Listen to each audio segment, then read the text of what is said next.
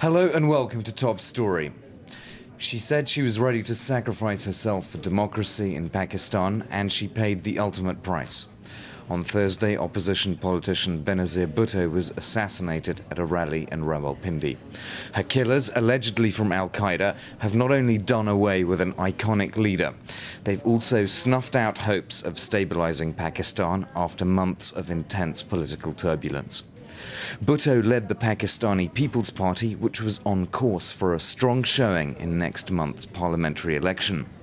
That poll is crucial to restoring democracy after a period of emergency rule, and it's vital for efforts to contain the Islamist insurgency in the lawless provinces bordering Afghanistan. But the vote is now in doubt, and Pakistan's direction uncertain. To discuss the possible impact of Benazir Bhutto's death, I'm joined now in the studio by Mariam Abu Zahab from the Institute of Political Studies here in Paris. Thanks very much for being on Top Story. Benazir Bhutto was criticised in her time when she was Prime Minister, but there's now been almost universal tributes to her after her death. Does that show just how much Pakistan needs her, or needed her? Well, Pakistan needed her because, she came back as part of a deal of power sharing with General Musharraf, which was organized by the US. And now there was no other solution, so now people are at a loss. And they said Benazir Bhutto was perhaps, when she was alive, whatever people might have thought about her and the bad governance when she was Prime Minister twice. But now, she was a woman, she was the daughter of Zulfikar Ali Bhutto, and so she was assassinated. I mean, something which people in Pakistan, whatever they might have thought about her, just cannot understand, cannot accept. Where do you think this leaves President Musharraf now? You mentioned the state of emergency. Might that be a temptation now? Yes, President Musharraf is now weakened by this, and he will be focusing mainly on law and order. And so he might be tempted to impose state of emergency again by saying that the situation is out of control. And what we have seen last night and what's still going on, that you have riots and people accusing Musharraf, as they always do in Pakistan whenever there is a bomb attack. People accuse the authorities of not providing proper security and all, and people attacking everything which represents the state. And, there are weapons everywhere, and so the situation might really get out of control. Just before we move on to that, what about the security? How do you read the actual events yesterday? Do you think it might have been a lack of security provided for her? No, because it's very difficult. You cannot do anything to prevent this type of attack, and this happened at the end of the meeting when people were leaving. And so it's really impossible to prevent this type of attacks. We've seen it many times before in Pakistan. It's not the first time. And actually, in the whole of South Asia, this type of political violence has been going on for a long time, whether it's India, Sri Lanka, or Pakistan.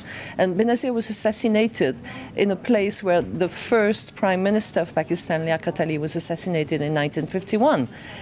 And that case was never elucidated also. So it's not something new in Pakistan, unfortunately. A lot of people wanted her dead. In fact, when she came back in October, she herself said that no fewer than 4 groups were trying to track her down. So obviously a very determined effort to kill her. She had many enemies. And she made a few statements saying that she would allow American troops to cross over the Durand Line to fight Al-Qaeda in Pakistan, which, of course, was a very controversial statement. And a lot of people didn't like that. Not only the Islamists, but a lot of people in Pakistan didn't like this type of statement. And she had many, many enemies, and she knew the risk she was taking. And after what happened in October, but she was ready to do it again, because she said she would go to the end, she would sacrifice her life. What about the actual threats against her? Her husband, after the attack in October, mentioned that the Pakistani intelligence services might have something to gain. But that seems unlikely, because this is really the hallmark of an Al-Qaeda-style suicide attack. Yes, but there are a lot of groups inside Pakistan who have a lot to gain from that. They want to destabilize the country. They wanted to stop the electoral process. It's not that Al-Qaeda wants to take power in Pakistan. No, it's not that. They just want to destabilize the country and destabilize Musharraf, who is seen as an American agent. What did she represent then as a person? Can you talk to us a bit about that? Well, as an image? legitimacy was because of her father, because she was the daughter of Zulfikar Ali Bhutto. It's this dynasty, system in the whole of South Asia. It's like Indira Gandhi, it's like Bandara Naike and all this, because they are the sister, the daughter, the wife.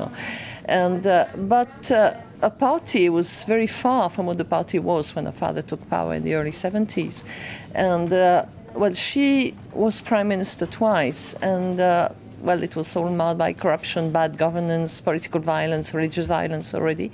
And people hope that she would have learned from her past mistakes, and perhaps if she came to power a certain time, she would do something for the people. So this time promised to be different had she become a prime minister for a third. Yes, but people didn't really believe it could be different. They had seen already too much. But still, there was hope among the poor, because the rural poor, particularly, have always supported the PPP, whatever happened.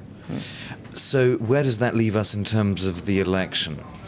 Well, it's difficult to see how elections could be organized, within 2 weeks in such a situation when it's very volatile and when there's this problem of law and order and the riots might spread. So it's very difficult to see how elections could be organized, and elections would not be credible in such a situation. And there's not an obvious person to take over from her, No, because she was this kind of woman of power. She was self-proclaimed chairman for life of the PPP, and there was nobody who could just take over. Perhaps there is Makhdoom Amin Fahim, who took care of the party when she was abroad, but is from Sindh, and so it might be very difficult, because she always made sure that she was the one who was directing the party. And of course, several parties have already said they'd boycott the elections, so a further blow to legitimacy on January the 8th, if indeed they're held. Yeah, if indeed they're held, elections would have no credibility. And anyway, there would be, again, riots after the elections, because the parties would say they were rigged. And those who will lose the elections will anyway take to the streets. And we could be in a situation where, ironically, President Musharraf declares a state of emergency because there is a real threat from Islamic militants, not because there's a threat from the Supreme Court. Exactly, and there's threat for Musharraf also, because there have been also many assassination attempts against him already, and is really threatened also. So this time, yes, the reason might be this problem of situation out of control and threat from the militants. Okay, well, we'll have to leave it there. Thank you very much, Mariam Abu Zahab from the Institute of Political Studies here in Paris, talking about Pakistan's uncertain future. More on Top Story on Monday. Do stay tuned on this story on Benazir Bhutto here on France 24.